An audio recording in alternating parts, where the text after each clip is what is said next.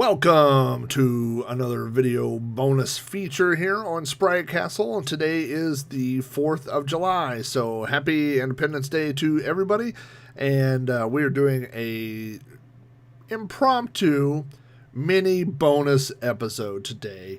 And the reason for that is because when I woke up this morning, which was about an hour ago, I thought, you know, it would be a great game to cover on Sprite Castle for the 4th of July would be the what I call the fireworks construction set. Although if I look up the actual official name, the name of the program is well, I don't know. It's the fireworks celebration, complete fireworks celebration kit, I believe is the full name. It has a terrible name. It should have been called fireworks construction set. So I'm going to fire that up over here on the old Commodore here in the my computer room in the basement, the Commodore basement here. As you can see, I've got my posters here above me, my Sprite Castle poster and my Cloak and Dagger because we are Jack Flack. I'm not going to use any disk loading or warping on this because this program actually does load pretty quickly. I just fired it up for the first time in probably 10 years.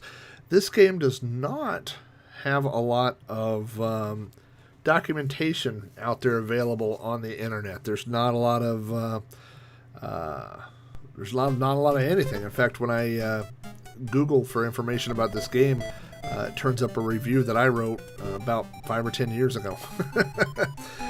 So this is what you get. This is the fireworks celebration kit or construction set, as I would call it.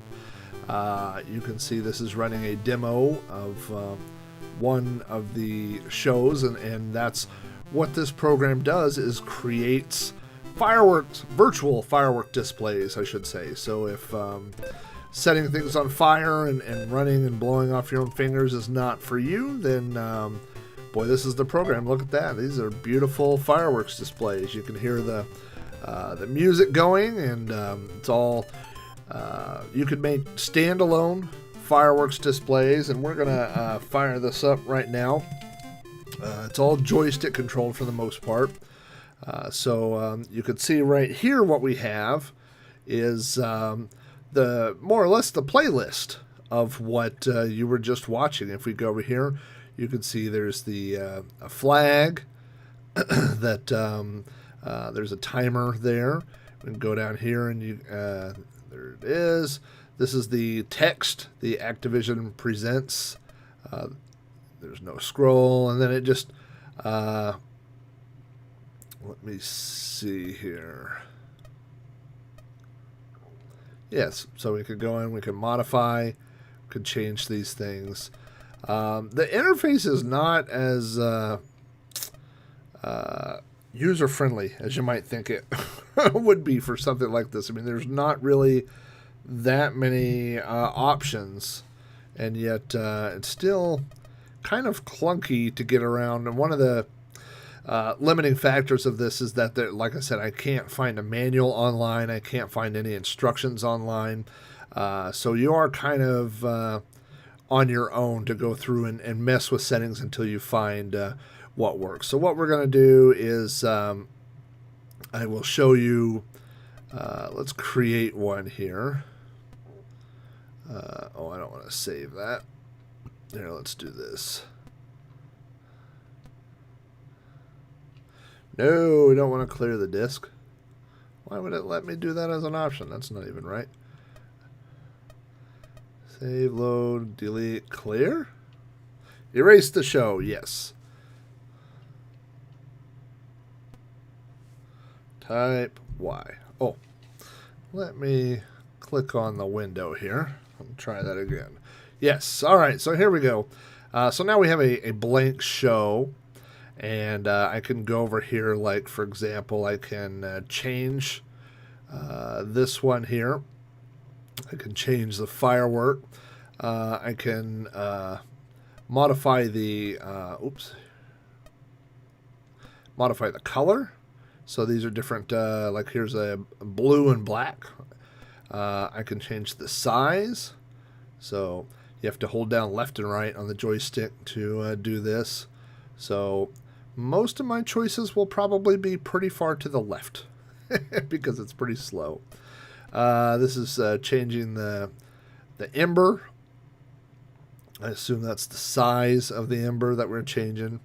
The height, how far it goes up before it explodes, we'll make it a low one. Do we want it to go on the left or right? Where do we want on the screen? We're going to go left. And then we can control the shape of the actual explosion. We want a round one, a butterfly one, a blossom. That sounds good. So now we can go over here and we can play. And we will see that's what we made. That, by the way, is a scene down there. You can see the scene. And that is editable too. We can go down here to scene. You can see where it says please stand by. You'll get used to that. There's an amusement park, a bridge, a castle, a city, a park, and my favorite, the ship. So we will load the ship. Please stand by. Although there is a lot of loading on this, none of it's doesn't take that long. It's not like a lot of Commodore games. So now we should have our battleship there, as you can see, and we blow up our firework. We can even let's see if I can figure out how to do this. We can go over here. Oh, we need some music. Let's go down. Oh, nope, don't want that. You can import songs from Music Studio if you write your own songs. Otherwise, you can use these songs that are built in here. As you can see, we have all kinds of different things. Let's go up here and do the Star Spangled Banner. Oops. One thing is if you press up or down, so like for example it says show the list, and then right here it says load, but if you press up or down it aborts. Instead of, nowadays we would think escape or back or something like that, but nope, hitting the joystick aborts your choice. So now we're loading in our music. The create choice over there that you see on the left will let you save a standalone fireworks display if you wanted to make one and send it to a friend or an enemy, someone that you would want to show this. Now we've got our music. So as you can see, it's a little bit tedious, but let me show you. We go to load here. And here are the ones, birthday, Father's Day, get well, graduation, holiday. Let's go to 4th of July. And so we'll load the 4th of July. I don't know if this, I know the one that plays at the beginning is the crack one that says Eagle Soft. I don't know if the other ones have been modified. I know that it did come with several. I believe all the other ones on the disc are the original ones that it came with. And now you can see over here there's a lot of things in the list. And I can't figure out how to scroll down. Oh, there we go. Yeah, so this is, what you could build with this program. You could see some of the things in here, like notice up here there's one that says wait, like you could set timers. You can insert all sorts of things into this song, different songs, different types of fireworks. I wanted to show this. Here's your fuse. So anyway, if we play this one,